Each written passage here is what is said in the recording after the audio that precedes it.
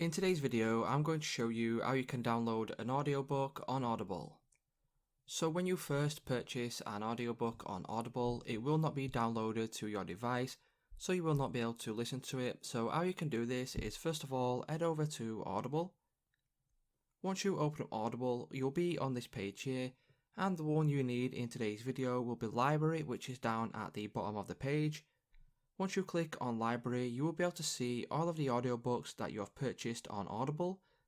So for example, if I was to go ahead and download The Magic of Thinking Big, for example, what you would do is simply click on the download arrow there.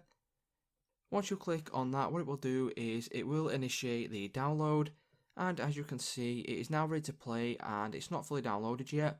So it will play a certain amount of the audiobook before it does stop and downloads the rest. But if you leave it all to download, what that will do is it will allow you to listen anytime you like.